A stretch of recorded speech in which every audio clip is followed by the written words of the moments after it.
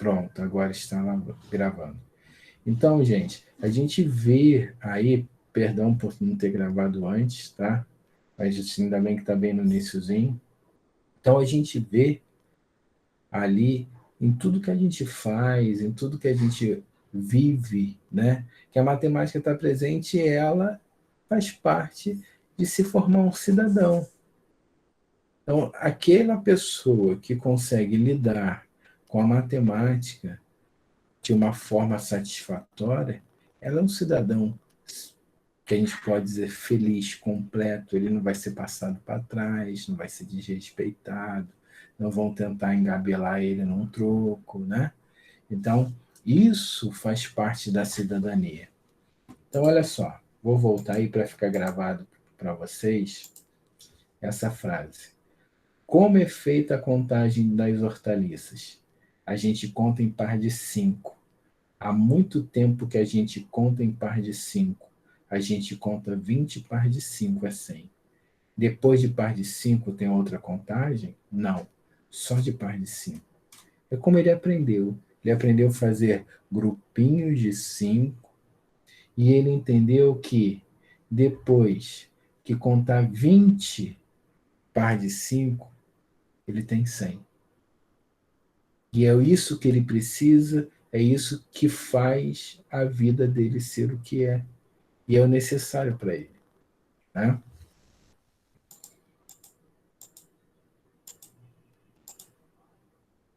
Então a gente vê aí várias situações na vida, né? Lá o motorista no troco e dando troco. A gente vê, né? Tem gente, pedreiro, pede um caminhão de tijolos. Na verdade é um milheiro, né? Um caminhão geralmente carrega um milheiro, entrega um milheiro inteiro. E isso tudo que o pedreiro sabe que vem 1.000 ali é o suficiente para ele fazer a obra que ele quer fazer. A gente vê aí também aqui, ó, várias formas. A gente vê aqui, o que a gente vê? A gente vê o quadrado com a sua diagonal, né?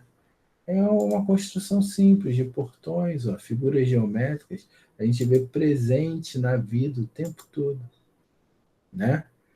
A gente tem lá o feirante, né? Ele não usa essa balança aqui eletrônica e tudo. Ele tem lá, ele manipula os pesos como ninguém e ele faz rápido, né? Então, o que a gente tem? A gente tem na vida e os recursos que a vida nos proporciona. Né? O cara na vida lá não tem uma registradora, que ele vai? Vai para uma calculadora simples, usar caneta, papel, para tentar dar solução ao seu problema, o que ele precisa. Né? Aí só de brincadeirinha aí, uma mente brilhante, né? Então, par de 5, litro de frutas, subtrair somando, um caminhão, um milheiro, isso tudo faz parte da vida. E aí a gente lembra, não sei se vocês já estudaram, né? O John Dewey, ele afirma que a educação deveria ser um processo para a vida e não uma preocupação para o futuro. Para ele, a escola deveria representar vida presente, ou seja, que fosse tão real e vital para o aluno como aquela que ele vive em casa. Então, o que é a proposta que está sendo aí? Esse cara aqui, ele foi um dos primeiros a lidar com os laboratórios, né? A ideia dele de trazer o laboratório para dentro da escola, dentro da faculdade, foi ele. Foi o primeiro a pensar sobre isso, a falar sobre isso. Tá? A gente tem vários artigos dele propondo a inserção de laboratórios de química, de física, né, de matemática dentro da escola. Então, o que é o nosso projeto? É que o nosso aluno ele possa, né, caminhar construindo o seu conhecimento para a sua vida plena de cidadão. Né? Aqui está o bonequinho um gravado, simbolizando o cidadão, e o aluno está construindo isso. Né? E como é que isso? Isso só acontece onde? Através da escola? Não, a escola é um processo, sim, mas a gente não pode desconsiderar aquilo que o aluno já tem, já traz. E aqueles que não tiveram a oportunidade de frequentar uma escola também têm o seu conhecimento, né? Então, chegou aí o Bertrand Ambrosio, que fala da etnomatemática, né? E aí a gente vem aqui com mostrando a composição, a proposta dele quando ele cria a etnomatemática, ele junta três palavras para tentar mostrar aquilo que ele pensa, né? O etno é o contexto natural, social, cultural. Matema, capacidade de entender, explicar, lidar, conhecer a realidade. Tica, modos, estilos, artes, técnicas, habilidades. Então, qual é a proposta real dele? Diferentemente do que sugere o nome etnomatemática, não é apenas o estudo de matemática nas diversas etnias.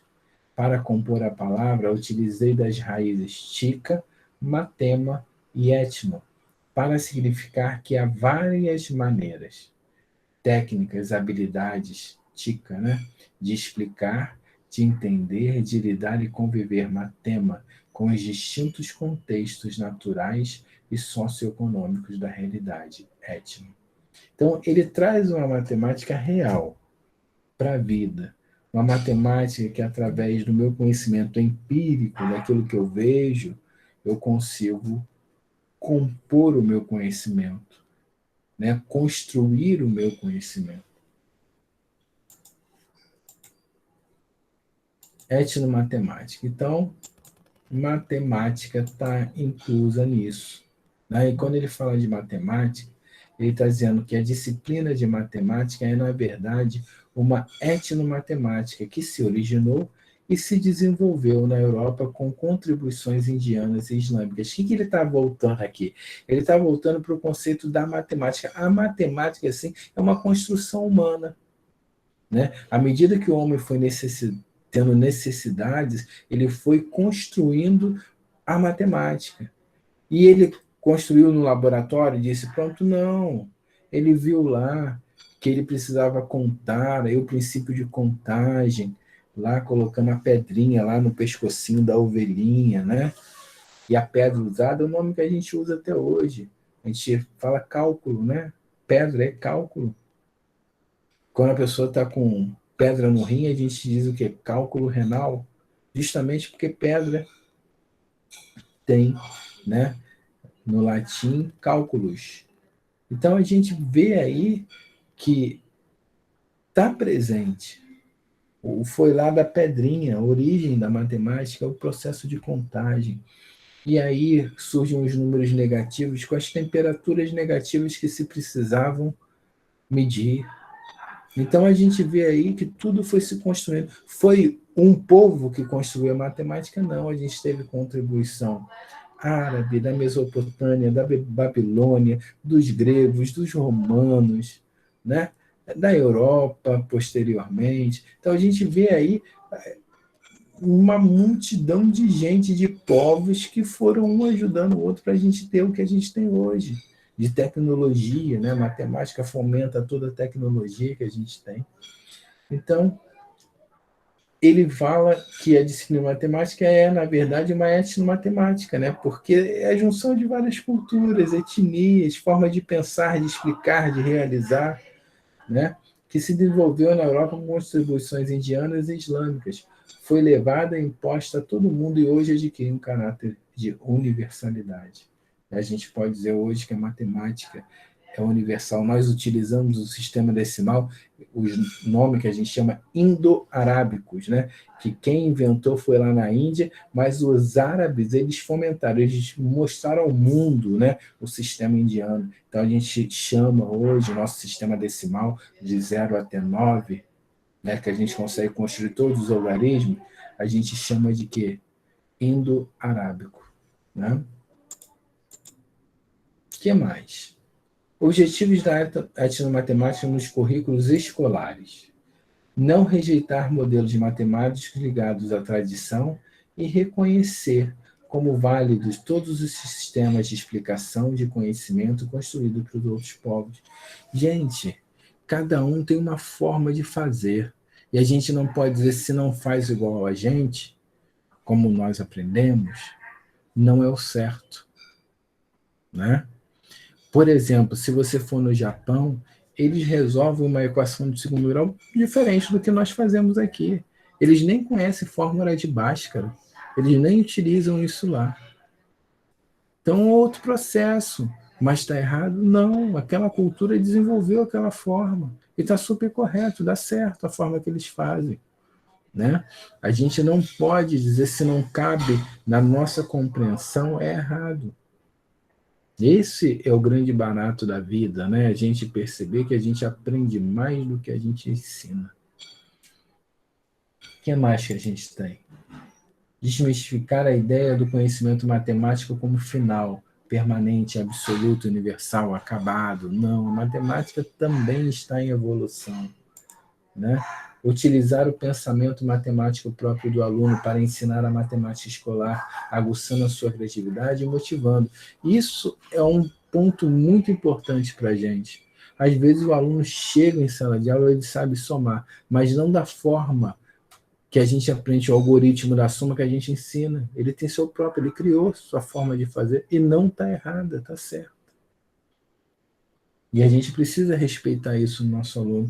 Não podemos ser aqueles professores que davam questionáriozinho, as questões de matemática, resolvia e na prova pedia aquilo. Se fizesse igual, estava certo. Se você fizesse diferente e achasse o resultado, estava errado, porque você tinha que fazer igualzinho o que o professor pediu. É aquele texto que a gente viu na primeira aula, né, da flor vermelha do caule verde.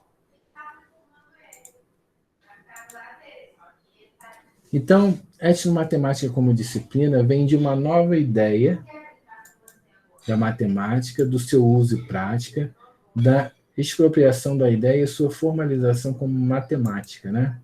Na verdade, era um sacrifício para o aluno conseguir entender. Então, a proposta da etnomatemática é uma inversão, é o uso prático, a gente construir a matemática através do uso e da prática, né? Essas práticas que chamamos de etnomatemática não são matemáticas normais. E é muito improvável que elas irão gerar matemáticas revolucionárias. Ou seja, a proposta dele não é criar algo novo, nada, é pegar o que a gente tem de conhecimento e trazer da forma mais simples possível. E aproveitar aquilo que a criança tem. Né? A etnomatemática mantém sua própria vida, evoluindo com um resultado de mudança social. Porém, as novas formas simples substituem as anteriores, que caem no esquecimento. O caráter cumulativo desta forma de conhecimento não pode ser reconhecido. O seu status como disciplina científica torna-se questionável, porque a gente tem que colocar no modelo, e a etnomatemática não vai caber dentro desse modelo. Né? Porque ele vai estar ligado à imaginação, à formação de cada um, à história de vida de cada um, o que torna mais complexo a gente colocar isso como uma disciplina que a gente tem matemática, português, filosofia. Tá? Então eu peguei aí alguma coisa que o Paulo Gerges, do Gaetano Ambrosio, né? Aí da professora Juliana. Tá bom? Tem uns livrinhos também. Esse aqui eu já trabalhei com vocês. A introdução e o capítulo 1. Tá? Esse também, o outro de D'Ambrosio, muito bom. Tá? Ele fala da tradição e modernidade. Tá bom? E aqui depois ela só coloca algumas propostas de vivências, né? Por exemplo, aqui do canudinho para formar o quadrado, né? Coisas que nós podemos fazer em sala de aula, né? Coisas que nós podemos fazer em sala para propor aí o retângulo, o quadrado, que é do uso comum deles, né? Então, associar, né, a portões da mesma construção que é feita, porque isso eles veem, né? Eles constroem isso. E a gente mostrar na balança, né? Aqui a proposta aqui do completar para saber quem é o X, não passar o conceito de uma equação, mas inserir na cabecinha dele que ele pode achar igualdade através do sistema de balanço. Fica aí até algumas dicas para vocês, né, no trabalho que vocês vão fazer aí. Tá bom? Era só isso. Eu só queria relembrar isso com vocês. Tá certo? Deixa eu voltar aqui.